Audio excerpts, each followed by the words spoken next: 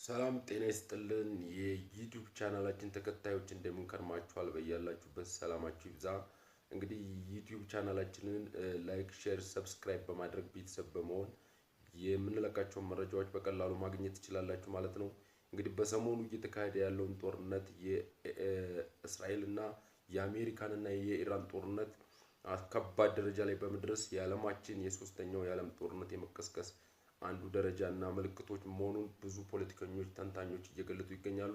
እንግዲህ አሁን ላይ ባለው ጦርነት የዓለማችን ኢኮኖሚ በአጭር ቀንና በአጭር ሰዓት ውስጥ እየተንኮታኮተ ይገኛል።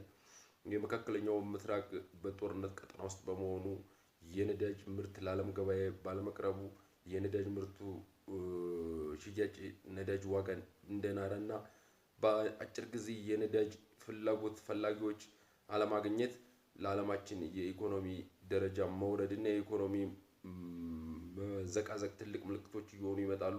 እንግዲህ እንደሚታወቀው አሜሪካን በዚህ ጦርነት ውስጥ ዘው ብላ ለእስራኤል እንደገባች ሁሉ አሁን መውጫዋ ጠቧት እየሄደችበት ያለው መንገድ በጣም ከባድና ዓለማችን ወደፊት የአሜሪካን የነበረችበትን ደረጃ እይታዎች የቀነሰበት ደረጃና እየወረደ እንደሚመጣ አንዳንድ ምልክቶች እየታዩ ነው።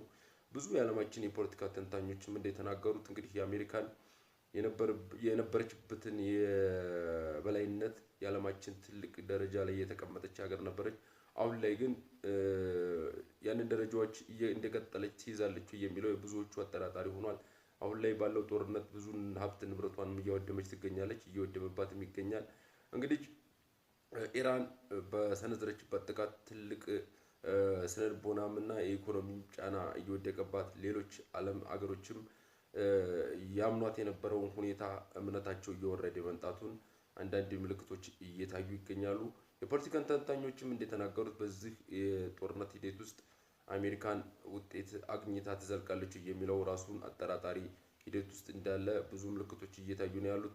እንግዲህ ለቀጣይ ለምንለቃቸው የአንዳንድ የፖለቲካ እና የጦርነት መንገዶች ትንታኔዎች እንድትከታተሉ እየጋበዝን ላይክ፣ ሼር እና ሰብስክራይብ ማድረጋችሁን አትርሱ።